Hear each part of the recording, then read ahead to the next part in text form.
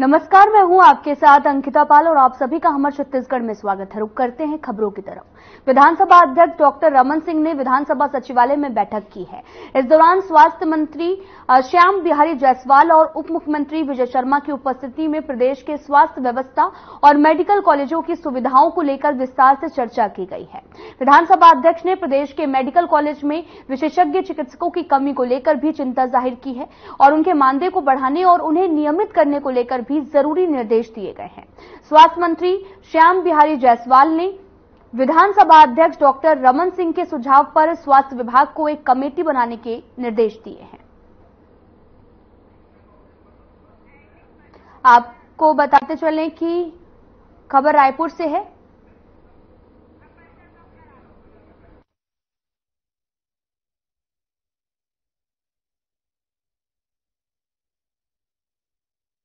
आपको बताते चले कि विधानसभा सचिवालय में बैठक का आयोजन किया गया। मेडिकल कॉलेज को लेकर ये चर्चा भी की गई है और साथ ही यहां पर मेडिकल सुविधाओं को लेकर चर्चा की गई। विधानसभा अध्यक्ष ने ये बैठक भी की है, जिस दौरान सभी लोग यहां पर उपस्थित रहे। आप देख सकते हैं, जो कि रायपुर से हैं, जहां पर मेडिकल कॉलेज को लेकर यहां पर चर्चा की गई और कई मुद्दों को लेकर बातचीत भी की गई है। विधानसभा अध्यक्ष ने बैठक को संबोधित किया। दुर्ग के ठगड़ा बांध में लगातार अवैध मोरंग उत्खनन चल रहा है, लेकिन प्रशासनिक अधिकारी इस अवैध खनन पर लगाए, आपको बताते चले कि लगाम लगाने में बौने साबित हो रहे हैं। देखिए इस रिपोर्ट में।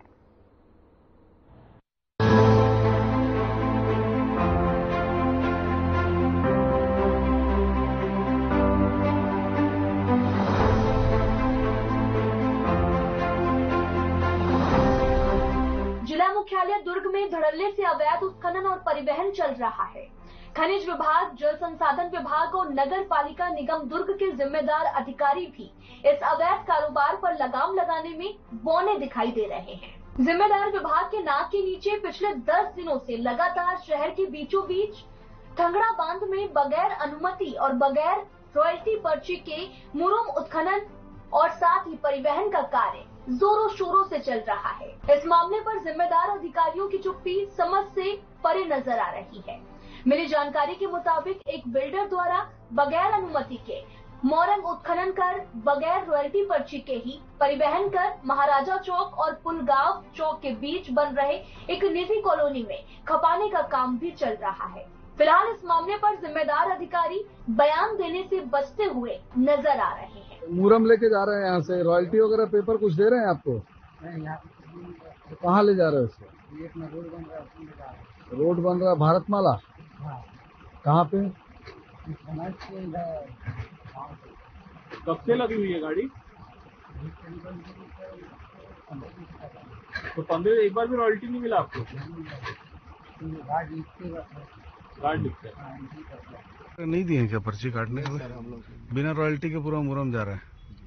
कितनी गाड़ी आज चले गया मुरम? वो देखना पड़ेगा। कितने दिन से चल रहा है काम? एक हफ्ता करीब। वो तो बताया 15 दिन हो गया। एक हफ्ता से ज्यादा नहीं हुआ सर। आज एक हफ्ता और 15 दिन में फर्क है ना भाई। हफ्ता भर हुआ ना सर। हम लोग तो ड्यूटी डेली करते ना सर। तो रॉयल्टी कभी नहीं कट रहा है? रॉयल्टी का अपना कुछ जानकारी नहीं सर। भारत मतलब जा इतना मालूम है अपन पान का सिक्योरिटी का अपना। अच्छा, रॉयल्टी नहीं कट रहा है ना? तो आप भारतमाला क्यों कि यहाँ के आप वो यहाँ के स्टाफ हो? ठगड़ा बांध में मुरम का उत्खनन लगभग 2 तारीख से चल रहा है। ठगड़ा बांध में मुरुम परिवहन के लिए एप्लीकेशन लगी है और इसमें हमारे पास हम उसको फॉरवर्ड करेंगे एप्लीकेशन को मुरुम के लिए। फिलहाल लगभग हजारों ट्रिप वहाँ से मुरम निकाला जा चुका है। अभी तक किसी प्रकार की वहाँ रॉयल्टी नहीं कटी गई है। रजिस्टर में एंट्री किया जा रहा है, न किसी प्रकार का परमिशन है। आपके माध्यम से मुझे खबर मिली है। हम जल्दी ऐसा कुछ रहेगा बिना ट्रांजिट पास के यदि परिवहन करते पाए जाएंगे तो कार्रवाई की जाएगी। मामले में खनिज विभाग के अधिकारी ने कार्रवाई करने की बात कही है।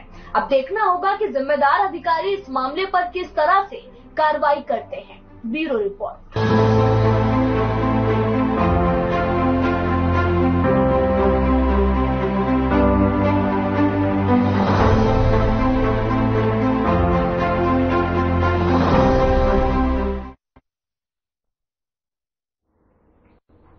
बलौदा बाजार में सतनामी समाज द्वारा कलेक्ट्रेट में हुई हिंसा को लेकर भिलाई नगर विधायक देवेंद्र यादव ने प्रदेश सरकार पर जमकर निशाना साधा है। आपको बताते चले कि विधायक देवेंद्र यादव ने कहा कि बीजेपी लोगों की भावनाओं का ध्यान नहीं रख पा रही है, प्रशासनिक चूक के कारण इतनी बड़ी घटना हुई है। इस दौरान उन्होंने ये भी कहा कि जो लोग सिर्फ आंदोलन को समर्थन देने आए थे, जिनका हिंसा से कोई भी लेना देना नहीं है। शासन प्रशासन कार्रवाई कर रही है, जो कि गलत है, इसका हम विरोध करते हैं।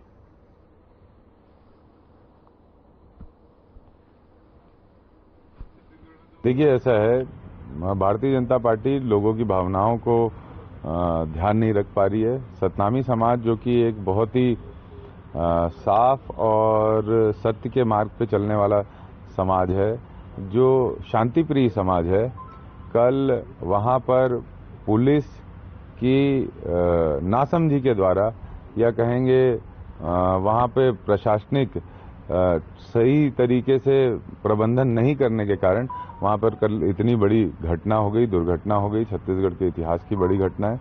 और जिस तरीके से देखा गया कि ऐसे नवयुवकों को, बुजुर्गों को, माताओं को, बहनों को जो निर्दोष थे, उनके ऊपर लाठीचार्ज हुआ, वो चोटग्रस्त हुए। और इसके बाद अभी बहुत तरह की अलग अलग तरह से जानकारियां आ रही है, जिसमें ये जानकारी आ रही है कि बहुत सारे निर्दोष लोग जो आंदोलन में सम्मिलित होने आए थे, समर्थन देने आए थे, जिनका आगजनी से या किसी भी तरह की झगड़े से लेना देना नहीं है, उन लोगों के भी ऊपर कार्रवाई की जा रही है, जो कि सरासर गलत है। हम इसका विरोध भी करते हैं और हम सरकार से मांग करते हैं कि समाज जब उनकी भावना आहत हो रही थी, उसके आधार पर सीबीआई जांच की मांग समाज ने की कि इसकी पूर्ण जांच की जाए। और कल जब प्रशासनिक रूप से जिम्मेदारी वहां के कलेक्टर, वहां के एसपी नहीं निभा पाए, जिसके कारण इतनी बड़ी घटना हुई, तो सबसे पहले शासन प्रशासन को उस वहां से संबंधित अधिकारियों के ऊपर कार्रवाई करनी चाहिए। उसके बाद समाज के लोगों को ढूंढ ढूंढ के जो मारा जा रहा है या उनको जेल में बंद किया जा रहा है, निर्दोषों के ऊपर कार्रवाई हो रही है, ये बिल्कुल नहीं होनी चाहिए और इसका हम पूरी तरह से विरोध करते हैं। मोदी के कैबिनेट में छत्तीसगढ़ में सिर्फ एक ही व्यक्ति को मंत्री बनाया गया, जबकि वरिष्ठ नेताओं को छोड़ दिया गया। क्या कारण समझते हैं? किस? देखिए, ऐसा है, ये समझ ही नहीं आता कि छत्तीसगढ़ के नेता और यहाँ के भारतीय जनता पार्टी के लोग वहाँ जाके चुप्पी क्यों बांध लेते हैं। क्या यहाँ के अधिकारों की बात हो तब भी वो केंद्र सरकार से ना मांग कर पाते हैं, ना बोल पाते हैं। यहाँ की जनता के अधिकारों की तो लड़ाई लड़ ही नहीं पाते और खुद के भी अधिकारों की नहीं लड़ पाते। अब बताइए, इतने वरिष्ठ लोग हैं, लेकिन उनकी राजनीतिक उपयोगिता शून्य है भारतीय जनता पार्टी के लिए। तो उनको आकलन करने की जरूरत है और मैं तोकन साहू जी को शुभकामनाएं दूंगा कि वो मंत्री बने और उनसे उम्मीद भी करूंगा, क्योंकि 35 साल से म्यूट सांसद बिलासपुर को मिलते आया है। आप भी इस बार जीत के गए, मंत्री भी बन गए, तो मुझे उम्मीद है कुछ चुप्पी खुलेगी संसद में। खुलती है, नहीं खुलती है, लोगों की जो जन समस्याएं हैं उसका समाधान होता है, नहीं होता, ये आने वाले समय में देखने के लिए होगा। लेकिन हम तो उम्मीद करेंगे कि जन सेवा हो और लोगों का काम हो। सक्ती जिले में प्रदूषण फैलाने वाले राखड़ माफियाओं पर लगाम लगाने के लिए सक्ती कलेक्टर ने बड़ी कार्रवाई शुरू कर दी है। आपको बताते चले कि कलेक्टर के निर्देश पर पिछले 1 महीने में दर्जन भर से भी ज्यादा प्रकरण दर्ज कर कार्रवाई की गई है और अब इन प्रकरणों के आधार पर प्लॉट प्रबंधन पर भी कार्रवाई की जा रही है। आपको बताते चले कि सक्ती कलेक्टर अमृत विकास तोपनो ने भी कहा कि जिले में अवैध रूप से राखड़ डंप की शिकायत पर लगातार कार्रवाई की जा रही है और अब सभी प्रकरणों को भी पर्यावरण विभाग भेजा जा रहा है ताकि प्लॉट प्रबंधन पर भी कार्रवाई की जा सके।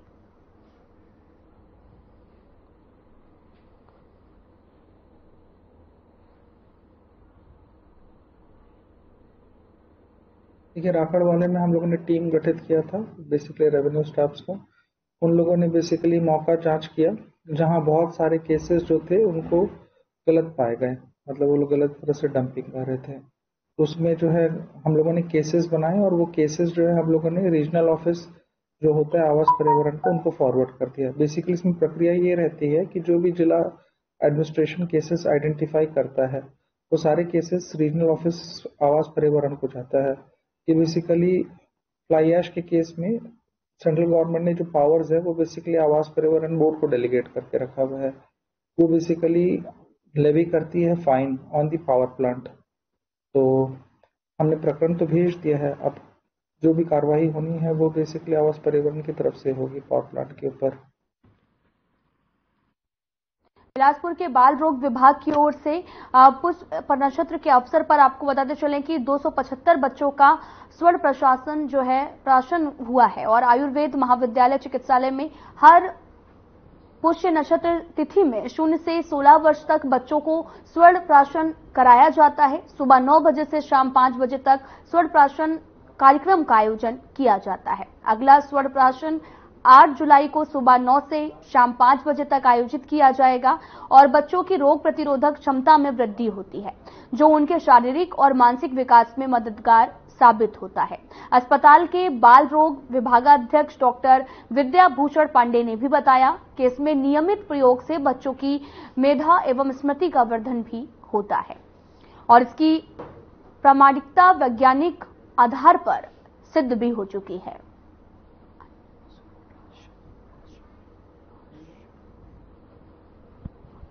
नमस्कार, मैं डॉक्टर विद्याभूषण पांडे यहाँ पर एसोसिएट प्रोफेसर और विभागाध्यक्ष बाल रोग विभाग में कार्यरत हूँ, शासकीय आयुर्वेद महाविद्यालय बिलासपुर में। हमारे यहाँ हर पुष्य नक्षत्र में स्वर्ण प्राशन का कार्यक्रम चलाया जाता है। स्वर्ण प्राशन के लिए कम से कम 250 से 300 लोग यहाँ पर स्वर्ण प्राशन अपने बच्चों को कराते आ रहे हैं। फरवरी 2023 से हमने ये कार्यक्रम शुरू किया था और अभी हमें 1.5 साल हो गया और बहुत ज़्यादा जनसंख्या हमारे पास आती है। ये स्वर्ण प्राशन में मेडिकेटेड गोल्ड होता है। गोल्ड जो स्वर्ण होता है उसको मेडिकेटेड यानी भस्म के रूप में दिया जाता है और इसका पार्टिकल साइज करीब करीब 30 से 40 नैनोमीटर होता है। इस तरह से ये नैनो मेडिसिन के तरह कार्य करता है और बहुत जल्द जैसे ही हम कम मात्रा में इसको दिया जाता है 6 से 8 बूंद, जो भी बच्चे का वजन और उम्र के अनुसार जैसे ही मुंह में देते हैं वैसे ही एब्जॉर्ब हो जाता है।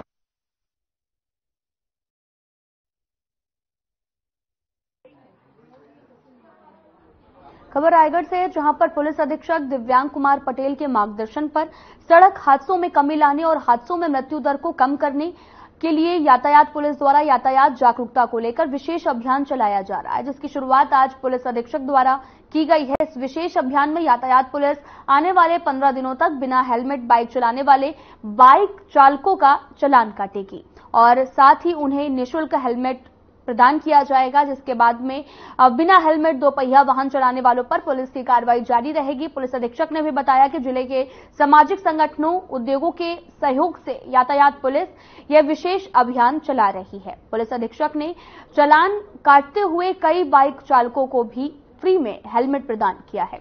इस दौरान उप पुलिस अधीक्षक यातायात रमेश चंद्रा और सहयोगी फर्म के सदस्य भी उपस्थित रहे।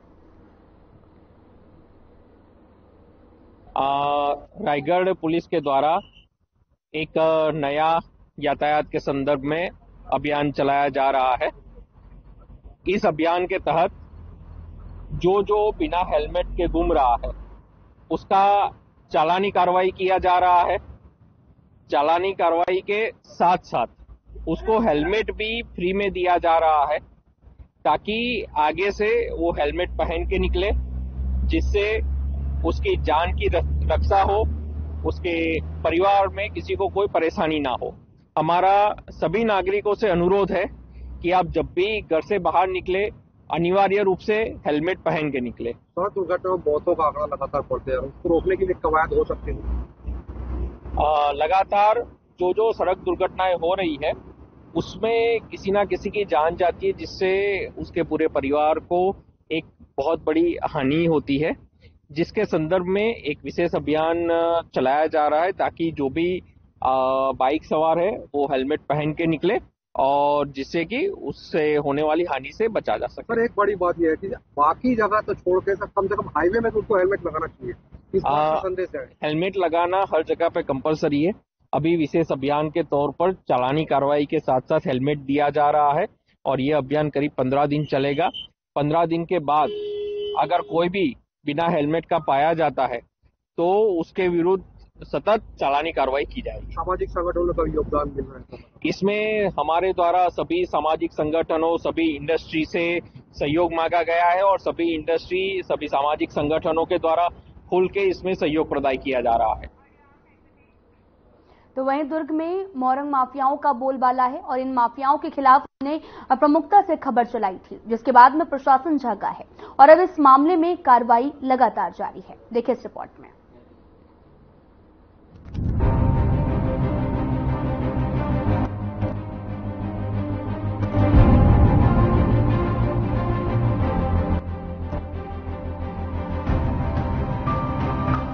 दुर्ग जिले में एक बार फिर से हर खबर की खबर का असर देखने को मिला है। मुरुम माफियाओं के द्वारा ग्राम ननकट्टी के तालाब को आर्थिक लाभ कमाने के चक्कर में मुरुम का उत्खनन कर मौत का कुआं बनाया जा रहा था। इस खबर को हर खबर ने प्रमुखता से प्रसारित किया था।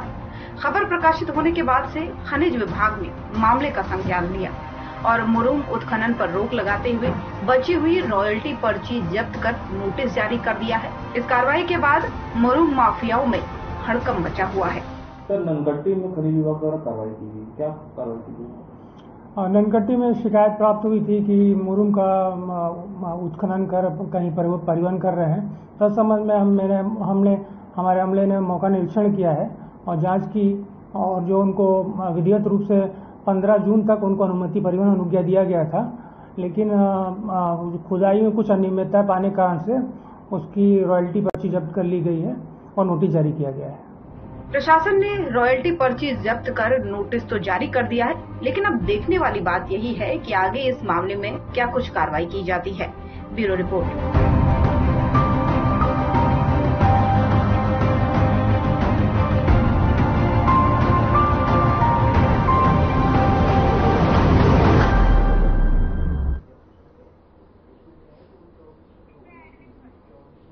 आपको बताते चलें कि लगातार अवैध मोरंग का जो कार्य है वो लगातार जारी है।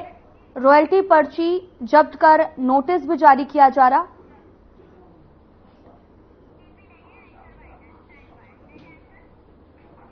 तो बढ़ते हैं आगे। सोमवार के छत्तीसगढ़ के बलौदाबाजार जिले में जो हुआ उसने सरकार और प्रशासन पर भी सवालिया निशान खड़े कर दिए हैं। आपको बताते चले कि 24 साल के इतिहास में पहली बार छत्तीसगढ़ के किसी जिले में कलेक्टर और एसपी कार्यालय को उग्र भीड़ ने जलाकर फूंक डाला है। प्रशासन हाथ पर हाथ रखे बैठा रहा। इसके साथ ही कलेक्टर एसपी कार्यालय में खड़ी गाड़ियों पर भी भीड़ का कहर बनकर टूटी है।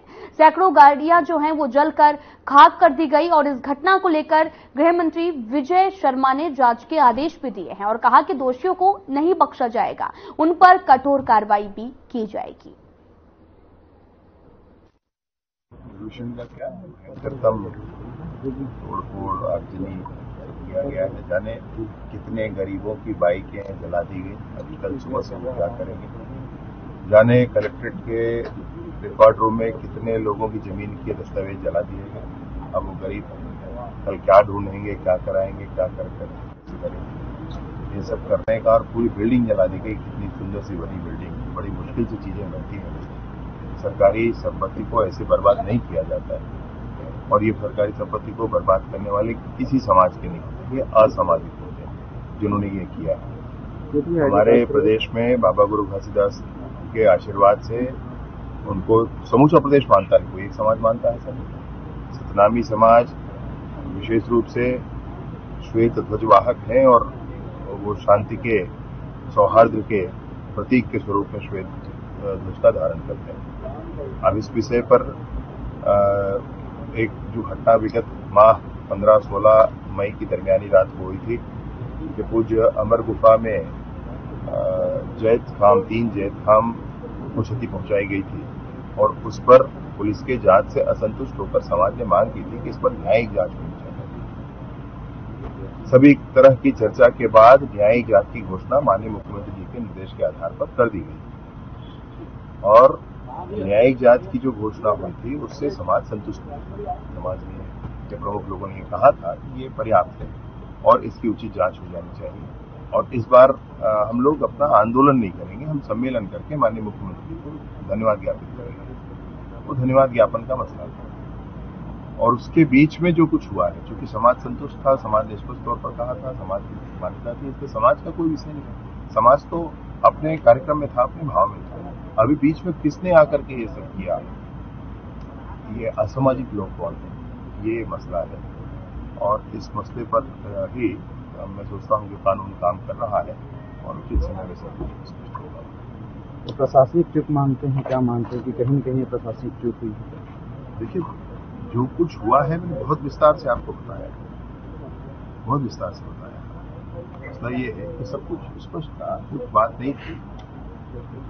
अब अचानक कोई ऐसा करता है योजना बना करके, तो आप एसएम सर, ये कौन था, कैसे किया, क्यों किया, ये तो जांच में आ जाएगा। लेकिन सरकारी संपत्ति पे और खासतौर से एसपी ऑफिस और कलेक्ट्रेट, तहसील और जो सरकारी दफ्तर थे, सरकारी गाड़ियां थी, उनको टारगेट किया गया। तो इसमें किस रूप में देखते हैं? क्या इसका लॉजिक है, कोई तो बता देगा। मसला क्या है? अरे बड़ी मुश्किल से चीजें बनती है, लटपट में जनता के लिए सुविधाएं मुहैया कराई जाती है। अभी उसको नष्ट कर देना है तो किसको सजा दे रहे हैं? अधिकारियों को थोड़ा सजा है, किसको सजा दे रहे हैं? आम जनता ही पीड़ित होना है। आज तक ऊपर तो ऐसे कैसे चलेगा? ऐसे जिसने भी किया है वो निस्संदेह असामाजिक लोग हैं, उन पर तो कानूनी। देखिए, आज जो घटना हुई बड़ी दुखद घटना है और आज की इस घटना में सरकारी संपत्ति को बहुत क्षति हुई है, साथ साथ व्यक्तिगत लोगों को भी संपत्ति हुई, उनकी भी कारें, बाइक जली है, ऑफिस तो पूरा जल गया, SP office, collector office, ADM office. और सतनामी समाज के द्वारा जो आज ज्ञापन सौंपने का उनका कार्यक्रम था, उससे पहले हमारे माननीय गृह मंत्री जी ने माननीय मुख्यमंत्री जी के निर्देश पर जो गिरफ्तारी धाम जिस संबंध में ये ज्ञापन सौंपना था, उसकी न्यायिक जांच के आदेश कर दिए थे। और इनका ये था कि हम शांतिपूर्ण ज्ञापन सौंपेंगे, लेकिन आकर के यहाँ स्थिति को देखे हैं, जायजा किए हैं, तो उससे ऐसा लगता है कि बहुत सारे चीज पत्थर हैं, तो पेट्रोल का बॉटल मिला, पत्थर मिला, लाठी से तोड़ फोड़ किए हैं, तो ऐसा लगता है कि कहीं न कहीं इसमें किसी असामाजिक तत्वों का कुछ प्लानिंग रहा होगा, योजना रहा होगा, तब इतना बड़ा कांड किए हैं। और ये जांच में पता चलेगा कि क्या इसमें है। इतने बृहद रूप में इतने लोग आए थे, अंदर आए थे, तो क्या ये सारे असामाजिक तत्व थे या कोई समाज के लोग थे? सबको असामाजिक तत्व नहीं बोल सकते। आंदोलन में कभी कभी ऐसा होता है कि कुछ लोग घुस जाते हैं और उसका स्वरूप ही परिवर्तन कर देते हैं। इन पे क्या होगा, इन पे किस टाइप का मुआवजा? कार्रवाई होगी, उन पे जांच होगा और जो दोषी लोग होंगे उनके ऊपर कार्रवाई होगी, उसको बख्शा नहीं जाएगा। आज की घटना हुई है, क्या कहना है? आज के जो घटना हुआ है लौदा कलेक्ट्रेट जहाँ की घटना घटा है, वहाँ पे हम लोग माननीय हमारे गृह मंत्री जी और हमारे सम्मानित राज्य अरे आडी होना चाहिए, बस अरे नहीं वैसा आडी होना चाहिए, नाम में कुछ नहीं रखा, काम में रखा है, दुखद बस खुश आप कह रहे हैं ना, नहीं होना चाहिए, लेकिन घटना घटा है बहुत दुखद है। और इसमें असामाजिक तत्व के द्वारा इतना बड़े घटना को अंजाम दिए, हम सबके लिए बहुत बड़े दुख का विषय तो है। और साथ ही साथ यहाँ जितना घटना हुआ है उसका तो बहुत सा वीडियो भी चल रहा है, उसमें देखा जाता है। देखिए, माननीय उप मुख्यमंत्री जी के साथ 6 तारीख को समाज के लोगों के साथ बैठक हो गया था, जो अमरदास गुफा है गिरफ्तारी धाम का, वहाँ पे जो जैद खान को तोड़ फोड़ किया था, उसके संबंध में माननीय उप मुख्यमंत्री जी के साथ बैठक हो गई थी और उसने न्यायिक जांच का आश्वासन दिया था, जिससे समाज के लोग, सतनामी समाज के लोग पूरी तरह से संतुष्ट हो गए और उन्होंने आश्वासन दिया था कि हम लोग शांतिपूर्ण ढंग से ये आयोजन को करेंगे और माननीय मुख्यमंत्री को ज्ञापन, उसको माननीय मुख्यमंत्री के नाम से ज्ञापन देंगे कलेक्टर ऑफिस में और उसके बाद मुख्यमंत्री जी को धन्यवाद ज्ञापन देकर हम लोग शांतिपूर्ण ढंग से आंदोलन को खत्म कर देंगे। परंतु इसमें कुछ असामाजिक तत्व घुस गए, ज्ञापन देने के लिए आए सतनामी समाज के लोग और उसी समय जो है तोड़ फोड़ का और आगजनी का कार्रवाई असामाजिक तत्व के लोगों के द्वारा किया गया और वो एक जो है सतनामी समाज को बदनाम करने के उद्देश्य से ये जो आंदोलन है उनका शांतिपूर्ण आंदोलन को गलत तरीके से मोड़ दिया गया और आज इतनी बड़ी घटनाएं हो गई जिसमें इतना शासन पे बहुत आर्थिक नुकसान हुआ है और आगे जांच करेंगे। समाज के लोग इनका ज्ञापन वहीं पे दे सकते थे, लेकिन यहाँ पे आके घेराव किया और इस तरीके से घटना हुई। तो जो 5 लोग आए थे वहाँ पे, ऐसा मुझे फिलहाल इस वीडियो में इतना ही। नमस्कार।